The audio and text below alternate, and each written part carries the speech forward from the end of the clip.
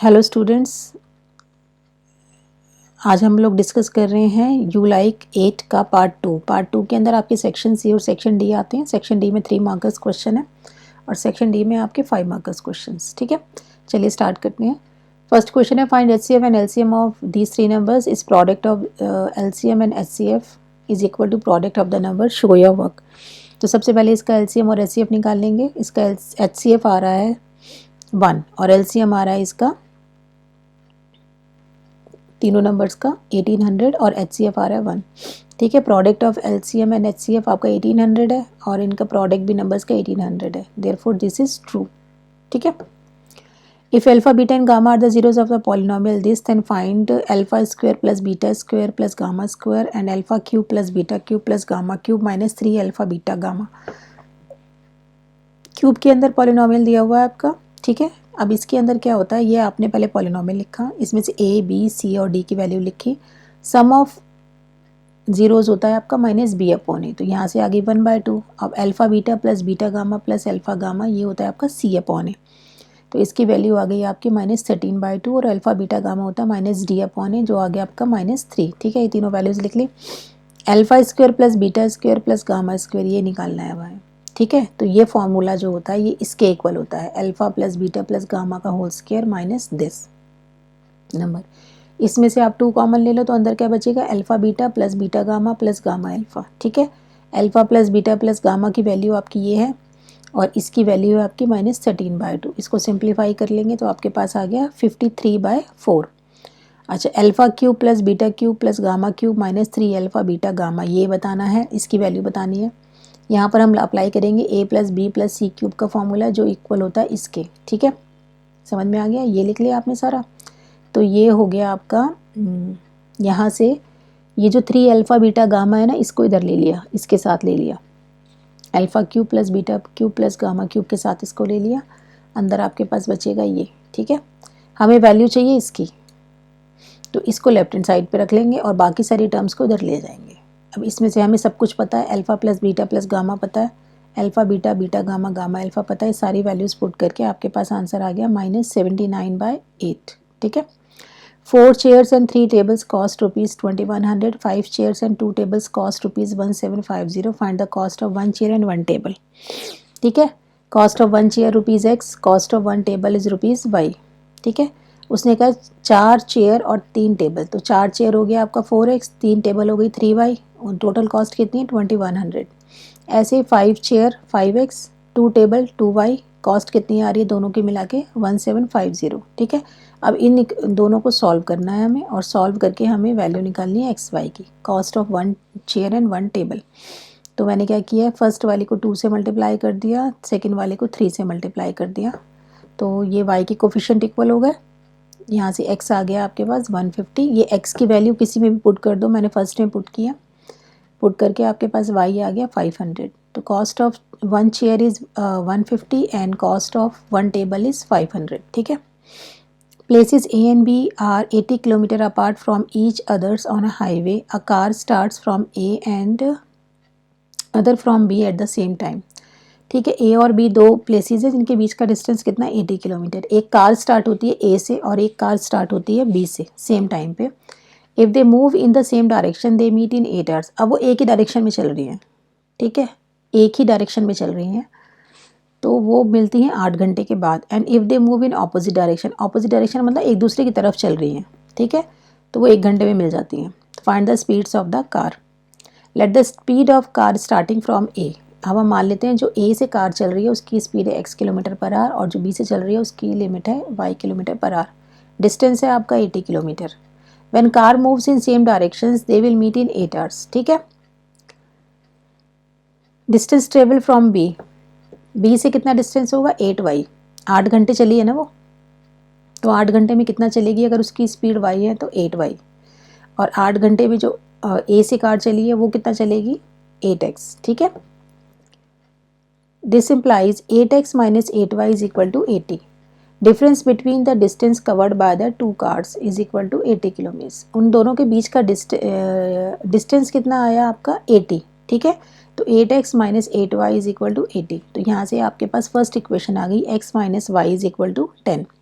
Similarly when car moves in opposite direction, जब वो opposite direction में चलती हैं तो 1 घंटे में कितना पहुंचेंगी, 1 घंटे में x, ठीक है, और 1 घंटे में जो b से चली है वो कितना चलेगी y। तो अब दोनों ने मिला के कितना डिस्टेंस कवर किया 80, ठीक है, वहाँ माइनस करके 80 था, यहाँ पे प्लस करके 80 है, क्योंकि दोनों के बीच का डिस्टेंस कितना है 80, ठीक है। तो 1 घंटे में वो उधर से चली, ये इधर से चली, तो दोनों ने मिला के कितना डिस्टेंस कवर किया 80। अब ये सेकंड इक्वेशन आ गई। फर्स्ट और सेकंड को अब बस हमें सॉल्व करना है। एक बार इनको प्लस कर लेंगे, प्लस करेंगे तो आपके पास x की वैल्यू आ गई, और x की वैल्यू पुट करेंगे तो y की आ जाएगी। तो a से जो कार चली है उसकी लिमिट, वो स्पीड आ रही है 45 किलोमीटर पर आवर, और जो b से चली है उसकी स्पीड आ रही है 35 किलोमीटर पर आवर, ठीक है। T-AT is a tangent drawn to the circle with center O if angle BAC is equal to 50 degree. Find angle BAT and angle BCA, ठीक है। Also find angle DAB plus DCB.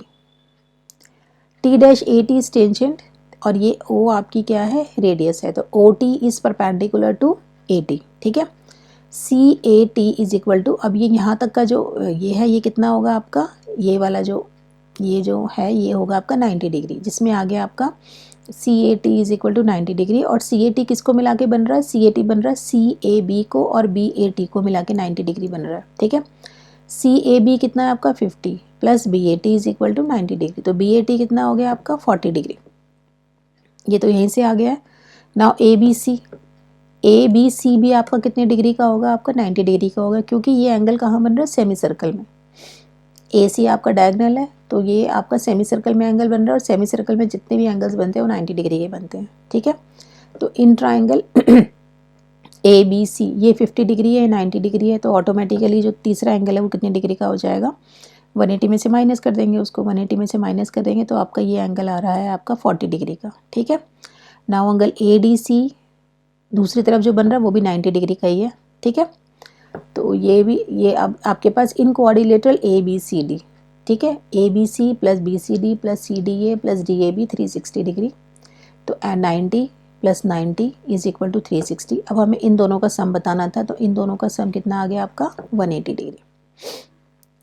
In figures 2 circles with radius O and O dash touch each other at X, ठीक है। O dash produced meet the circle with center O dash at A. AC is tangent to the circle with center O at the point C, and O dash D is perpendicular to AC. Find the value of DO dash upon CO, ठीक है। Since 2 circles are equal, तो दोनों की radius equal होगी। OA total OA कितना हो गया, OA यहाँ से लेके यहाँ तक का हो गया, जिसमें OX आ गया, O डैश X आ गया, O डैश A आ गया, और ये तीनों किसके इक्वल हैं, RR के, तो OA हो गया आपका 3R। AC क्या है, is tangent to the circle with centre O, ठीक है। OC is perpendicular to AC, therefore angle AOCA ये जो एंगल है ये कितने डिग्री का होगा, 90 डिग्री का, ठीक है। सेम हमें क्या दिया हुआ, O डैश DAB आपका कितने डिग्री का है ना, ये गिवन है क्वेश्चन के अंदर, ये परपेंडिकुलर है, ये गिवन है, ठीक है। चलिए हमसे पूछा क्या है, तो in triangle ADO dash and triangle ACO, ठीक है, ये छोटा वाला जो ट्राइंगल है और ये जो पूरा बड़ा ट्राइंगल है, इनके अंदर आपस में अगर हम कंपेयर करें तो एंगल A कॉमन है, angle OCA is equal to O dash DA, क्योंकि दोनों 90 डिग्री हैं, तो आपकी दो एंगल्स अगर इक्वल हो गए तो ये ट्राइंगल्स क्या हो गए, सिमिलर हो गए। सिमिलर होने से आपकी जो साइड्स हैं वो क्या होंगी, प्रोपोर्शनल हो गई, तो ये आपने प्रोपोर्शन लिख दिया। तो इन दोनों को हमने लिया है, इन दोनों में R/3R is DO dash upon CO, तो यहाँ से हमें इसी की रेशो बतानी थी, DO dash upon CO is equal to 1/3R है, ठीक है। चलिए ट्रिग्नोमेट्री का क्वेश्चन है, prove that sine A upon secant A plus tan A is equal to 1, ठीक है। तो लेफ्ट हैंड साइड लिखी इसके अंदर, लेफ्ट हैंड साइड के अंदर मैंने कुछ नहीं किया है, सबसे पहले सिर्फ साइन कॉस में चेंज कर लिया है, यहाँ पर भी इसको भी साइन कॉस में चेंज कर लिया। सीकेंट ए होता है 1/cos ए, टेन ए होता है sign A upon cos A, और यहाँ पे कुछ सीकेंट ए होता है 1/sin ए, कॉट ए होता है कॉस ए अपॉन साइन ए, ठीक है। नीचे एलसीएम लेंगे जब हम, तो कॉस ए एलसीएम आएगा इसका, और बनेगा क्या आपके पास 1 plus sign A minus cos A, ठीक है। और ये जो कॉस ए था ये आपका कहाँ चला जाएगा, न्यूमरेटर में, साइन ए से मल्टीप्लाई हो जाएगा, तो ये बन गया साइन ए कॉस ए, और ये सेम यहाँ पे साइन ए आपका डिनोमिनेटर में आएगा और ये बनेगा 1 plus cos A minus sign ए और ये ऊपर चला जाएगा, ठीक है। नेक्स्ट स्टेप में आपने एलसीएम दोनों का ले लिया, ये ऐसे आएगा। फिर ये इसको करना है आपने क्रॉस मल्टीप्लाई, ये इससे मल्टीप्लाई होगा और ये आपका इससे मल्टीप्लाई होगा। ये मल्टीप्लिकेशन लिखा हुआ है मैंने यहाँ पे। 3 टर्म्स इधर से आएंगी, first second third term in दोनों को मल्टीप्लाई करके आएंगी, फिर फर्स्ट सेकंड थर्ड टर्म इनको मल्टीप्लाई करके आएंगी, जिसमें से आपकी ये 4 टर्म्स हो रही हैं कैंसिल, प्लस माइनस से कैंसिल हो जाएंगी। बचेगी क्या, 2 साइन ए कॉस ए, ठीक है। अच्छा, नेक्स्ट स्टेप में आपने जो डिनोमिनेटर था उसको भी पूरा मल्टीप्लाई कर देंगे। पूरा मल्टीप्लाई करने के बाद आपके पास ये बचेगा 1 minus sine square A minus cos square A plus 2 sign A cos A. 1 minus sine square ए को आपने लिख लिया कॉस स्क्वायर ए, माइनस कॉस स्क्वायर ए था plus 2 sign A cos A, ये कैंसिल हो गया। तो बचेगा क्या, नीचे 2 साइन ए कॉस ए, ठीक है। न्यूमिनेटर भी यही है, डिनोमिनेटर भी यही है, तो कैंसिल होकर आ गया आपके पास 1। 2 customers are visiting a particular shop in the same week, Tuesday to Saturday. Each is equally likely to visit on any one day as on another. What is the probability that both will visit the shop on the same day, different days, consecutive days? ठीक है। अच्छा, Tuesday Saturday तक जाना है उसको। Tuesday Saturday तक कितने दिन बनते हैं, Tuesday Wednesday Thursday Friday and Saturday, 5 days बनते हैं, ठीक है। 2 कस्टमर्स को आना है, 2 कस्टमर्स को आना है ना, तो दोनों की चॉइसेस अलग अलग हो सकती हैं। तो आपका टोटल आउटकम्स कितने बनते हैं, 5 × 5 is equal to 25। Number of possible outcomes that both will visit the shop on the same day. Same day आए तो ट्यूसडे को दोनों आए, वेडनेसडे को आए, थर्सडे फ्राइडे, तो कितने बनते हैं, 5 बनते हैं अगर वो सेम डे आते हैं, ठीक है। तो प्रोबेबिलिटी बनती है 5/25, दैट इज़ 1/5, ठीक है। अगर डिफरेंट डेज में आते हैं तो इसको माइनस कर देंगे 1 में से, तो ये 1/25, 1/5 जो है ना, इसको 1 में से माइनस कर दो। वही जो सेम डे आने की प्रोबेबिलिटी है उसको 1 में से माइनस कर देंगे तो डिफरेंट डेज आ जाएंगे। तो ये हो गया आपका 4/5, ठीक है। Number of possible outcomes that both will visit the shop on consecutive days. Consecutive days का मतलब पहले वाला जो है वो ट्यूसडे को आए और दूसरे वाला जो है वेडनेसडे को आए, ट्यूसडे वेडनेसडे। अब इसका उल्टा भी हो सकता है, मतलब दूसरे वाला ट्यूसडे को आ सकता है और पहले वाला वेडनेसडे को आ सकता है, ठीक है। तो पॉसिबल आउटकम्स क्या बनते हैं, ऐसे लेके चलते हैं। पहला कस्टमर आया ट्यूसडे को, दूसरा कस्टमर आया वेडनेसडे को, पहला कस्टमर आया वेडनेसडे को, दूसरा कस्टमर आया थर्सडे को, ठीक है।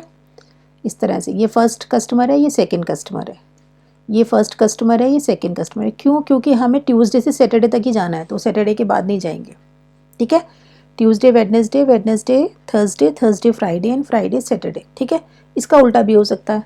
उल्टा क्या हो सकता है, वेडनेसडे को सेकंड कस्टमर आए, मतलब फर्स्ट कस्टमर वेडनेसडे को आए, सेकंड कस्टमर ट्यूसडे को आए, ठीक है। फर्स्ट कस्टमर थर्सडे को आए और सेकंड कस्टमर वेडनेसडे को आए। समझ में आ गई, इस तरह भी हो सकता है। तो इस तरह से जो आपके जो आउटकम्स बनते हैं वो बनते हैं 8, ठीक है। तो ये आपकी प्रोबेबिलिटी हो गई 8/25। A train travels at a distance, a certain average speed for a distance of 63 km and then travels a distance of 72 km at an average speed of 6 km per hour, more than its original speed. If it takes 3 hours to complete the total journey, what is the original average speed? ठीक है। अच्छा, question में क्या है कि a train travels at a certain average speed for a distance of 63 kilometre तक, तो वो किसी एक स्पीड पे चलती है, एवरेज स्पीड के ऊपर। उसके बाद क्या करती है, 72 किलोमीटर्स का जो डिस्टेंस है उसके अंदर वो क्या करती है, जो उसकी एवरेज स्पीड से उससे 6 किलोमीटर स्पीड अपनी बढ़ा दी है उसने। मान लो पहले 50 पे चल रही थी या 56 किलोमीटर पर आवर पे चल रही है, ठीक है। टोटल पूरा कवर करने में उसको लगते हैं 3 घंटे, complete the total journey. What is the original average speed, let the original average speed of train is x kilometre per hour, ठीक है। Time taken to travel a distance, अब ये x किलोमीटर पर आवर से वो कितना चली थी, 63 kilometre, तो कितना टाइम लगेगा, 63/x। इंक्रीज स्पीड कितनी हो गई, x + 6 किलोमीटर पर आवर से स्पीड उसने बढ़ा दी, ठीक है। इस स्पीड से वो कितने किलोमीटर चला है, 72 किलोमीटर, ठीक है। तो टाइम कितना लगेगा, 72/x + 6। दोनों को मिला के टाइम कितना लग रहा है, ये फर्स्ट जो 63 किलोमीटर्स में टाइम लगा, ये सेकंड 72 किलोमीटर्स में टाइम लगा, और दोनों को मिला के टाइम कितना लग रहा है, 3। बस इस इक्वेशन को हमें सॉल्व करना है। इसको सिंप्लीफाई कर लेंगे। सिंप्लीफाई करने के बाद आपके पास क्वाड्रेटिक इक्वेशन बन रही है ये। इसको फैक्टराइज करेंगे तो 2 वैल्यूज़ आ रही हैं यहाँ से, एक आ रही है -3 और एक आ रही है 42। -3 को रिजेक्ट कर देंगे क्योंकि हम स्पीड की बात कर रहे हैं। स्पीड कभी भी क्या होती है, नेगेटिव नहीं होती है स्पीड कभी भी, तो इसलिए इसको रिजेक्ट कर देंगे। तो ओरिजिनल स्पीड आपकी आ रही है 42 km/h। The difference of squares of two natural numbers is 45। The square of the smaller number is 4 times the larger number. Find the numbers. ठीक है, स्मॉलर नंबर को x ले लिया तो लार्जर नंबर आपका हो गया y। ठीक है, difference of squares of two numbers, दोनों के स्क्वायर्स का difference y² minus x²। Larger number को पहले लिखेंगे और स्मॉलर नंबर को बाद में लिखेंगे। उनका डिफरेंस कितना है, 45। ठीक है, एक चीज़ और दी, the square of the smaller number का स्क्वायर क्या हो जाएगा, x² is 4 times the larger number 4y। ठीक है, अब ये x² is equal to 4y जो है ना, इस फर्स्ट इक्वेशन में पुट कर दो तो पूरी इक्वेशन y में बन गई क्वाड्रेटिक। इसको मिडिल टर्म से ब्रेक कर लेंगे। मिडिल टर्म से ब्रेक करने के बाद आपके पास दो वैल्यू आ रही हैं, y is equal to 9 and y is equal to -5। -5 को रिजेक्ट कर देंगे, -5 नहीं लेंगे, 9 लेंगे। जब y को अगर आप 9 लेते हो तो x² होता है आपका 4y। ठीक है, तो x की वैल्यू आती है आपके पास 6। तो नंबर्स आ रहे हैं आपके 6 and 9। In the given figure, EB is perpendicular to AC, BG is perpendicular to AE, E and B is perpendicular to AC, and BG is perpendicular to AE, and CF is perpendicular to AE। ये सब लिखा हुआ है, ये perpendicular है, ये perpendicular है और ये आपका perpendicular. Prove that triangle ABG ये है, DCB कहाँ गया, DCB ये, ठीक है, इसके हमें सिमिलर प्रूफ करना है। And BC upon BD is BE upon BA proof करना है।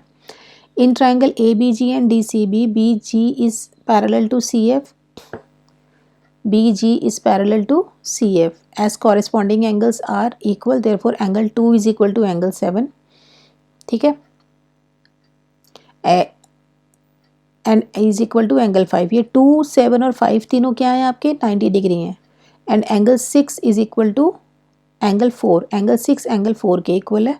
ये हैं आपके कॉरेस्पॉन्डिंग एंगल्स। तो ये दोनों ट्राइंगल्स क्या हो गए आपके, सिमिलर हो गए ए सिमिलैरिटी से। ठीक है, ये इक्वल हो गए तो इनके जो कॉरेस्पॉन्डिंग एंगल से एक एंगल बचा है, ये angle 1 is equal to angle 3। ठीक है, CPCT से। इन ट्राइंगल ABE ये बड़ा एंगल हो गया। एंड ट्राइंगल DBC, अब इस बड़े एंगल में और इस DBC के अंदर क्या क्या इक्वल है, angle 1 is equal to angle 3, angle ABE is equal to 5, AB 90 degree है। ठीक है, तो ये दोनों ट्राइंगल्स भी क्या हो गए, AA सिमिलैरिटी से आपके सिमिलर हो गए हैं। In similar triangles corresponding sides are proportional, therefore AB upon BD is equal to BE upon BC, यही प्रूफ करना था। ठीक है, BC आपका किसके इक्वल है, BC इक्वल है आपका BA के। ठीक है, BA के इक्वल नहीं है, ये BC और BA को आपने इंटरचेंज कर दिया है। BC को हम इधर ले गए हैं और AB को हम इधर ले आए हैं। तो ये हो गया आपका BC और ये हो गया नीचे आपका BD is equal to BE upon BA, यही प्रूफ करना था। Sushant has a vessel of the form of an inverted cone open at the top of height 11 centimetre and radius of top is 2.5 centimeter and is full of water. Metallic spherical balls each of diameter 0.5 centimeter are put in the vessel, due to which 2/5 of the water in the vessel flows out. Find how many balls were put in the vessel. Sushant made arrangements so that the water that flows out irrigates the flower beds. ठीक है, अच्छा, अब हमें इसके अंदर क्या दिया हुआ है, vessel in the form of an inverted cone open at the top of height. अच्छा, कोन की हाइट हमें 11 दी हुई है, कोन की हमें रेडियस दी हुई है 2.5 सेंटीमीटर, ये फिगर है। ठीक है, रेडियस R1 ऑफ ये आपकी 2.5 है, हाइट हो गई आपकी इतनी, radius R2 of the metallic spherical balls जो है ना, स्फेरिकल बॉल्स 0.5 अपॉन 2। ठीक है, ये दिया हुआ है, उसका हमें डायमीटर दिया हुआ है, तो उसकी जो रेडियस है वो 0.25 होगी। Assume that the number of spherical balls that were dropped in the vessel is n। ठीक है, तो volume of the water spilled out of the vessel is total volume of the spherical balls dropped in. ठीक है, जितना आपका पानी बाहर निकलेगा वो कितना बाहर निकलेगा, जितने आपने बॉल्स डाली हैं उनका जितना वॉल्यूम होगा उतना पानी बाहर निकलेगा। ठीक है, अब हमने मान लिया कि n स्फेरिकल बॉल्स को हमने उसमें डाला है, तो 2/5 उसने कहा कि पानी बाहर निकलता है, किसका, 2/5 कौन सा पानी बाहर निकलता है, जितना वॉल्यूम ऑफ कोन है। तो वॉल्यूम ऑफ कोन क्या होता है, 1/3 πr²h। ठीक है, इसका 1/3 πr² का हम क्या करेंगे, 2/5 निकालेंगे। ठीक है, तो ये हो गया आपका ये। और यहाँ पर क्या है, n into volume of each spherical ball. Spherical balls का वॉल्यूम क्या होता है, 4/3 πr³। ठीक है, r2³ हो गया। इसको जो जो कैंसिल हो रहा है सो कैंसिल, ये 3 से 3 कैंसिल हो गया आपका, इससे ये कैंसिल हो गया 2, तो ये आपका 10 इधर आ गया। यहाँ से r1 कितना है 2.5, r2 कितना है आपका 0.25। ठीक है, h कितना है आपका, h आपका इसके अंदर 11 दिया हुआ है, इसकी हाइट आपको 11 दी हुई है। ये सारी वैल्यूज़ पुट कर देंगे, इसको सॉल्व करेंगे तो आपके पास नंबर ऑफ स्फेरिकल बॉल्स आ रहा है 440। ठीक है, 440 बॉल्स अगर हम उसके अंदर डालेंगे तो हमारा 2/5 जो वॉल्यूम है कोन का, वो उतना पानी बाहर आ जाएगा। A solid toy is in the form of a hemisphere surmounted by a right circular cone. The height of the cone is 4 cm and the diameter of the base is 6 cm. Determine, ये दिया, ये figure बनी हुई है। Volume of the toy बताना है, surface area of the toy बताना, the difference of the volumes of the cylinder and the toy. Difference of the volumes of the cylinder and the toy when a right circular cylinder circumscribe the toy. ठीक है, अगर ये जो toy है किसी cylinder के अंदर डाल दिया जाए तो हमें उस सिलेंडर का और इस टॉय का जो वॉल्यूम है उसका डिफरेंस बताना है। सबसे पहले तो फर्स्ट 1 बाय 1 करते हैं, वॉल्यूम ऑफ द टॉय निकालते हैं। वॉल्यूम ऑफ द टॉय निकालने के लिए हमें दोनों का कोन का वॉल्यूम निकालना पड़ेगा और हेमिस्फीयर का वॉल्यूम निकालना पड़ेगा। Diameter of the base is 6, तो रेडियस हो गई आपकी 3। हेमिस्फीयर का जो वॉल्यूम है वो गया 2/3 πr³, ये आ गया। वॉल्यूम ऑफ द कोन ये आ गया। ठीक है, टॉय का वॉल्यूम निकालने के लिए इन दोनों को ऐड कर देंगे, ये हो गया आपका टॉय का volume. Curve surface area of cone निकालना, πrl होगा उसके लिए, कोन का निकालने के लिए। तो l आपका 5 आ रहा है इसके अंदर, πrl हो गया 330। और curve surface area of hemisphere होता है 2πr²। ठीक है, ये हो गया। तो कर्व सरफेस एरिया इन दोनों को प्लस कर देंगे, ये हो गया आपका कर्व सरफेस एरिया। अब आ जाते हैं राइट सर्कुलर सिलेंडर। ठीक है, इस टॉय को अगर हम किसी राइट सर्कुलर सिलेंडर में रखें तो उसका रेडियस भी सेम ही होगा, 3 ही होगा, और हाइट कितनी हो जाएगी उसकी, 4 + 3 = 7। ठीक है, पूरा वो फिक्स होगा ना। अब हाइट कितनी दी हुई है उसकी, 4 दी हुई है, और नीचे स्फीयर की कितनी रेडियस है, 3। तो ये हाइट कोन की हो गई, ये नीचे स्फीयर की हो गई, तो 7 हो गई। तो इसका वॉल्यूम ऑफ सिलेंडर हो गया πr²h, 193 क्यूबिक सेंटीमीटर। डिफरेंस निकालने के लिए सिलेंडर में से टॉय का जो डिफरेंस है वो वॉल्यूम है उसको माइनस कर देंगे, ये आ गया आपका डिफरेंस। ठीक है, following is a frequency distribution of duration for 100 calls made on a mobile phone.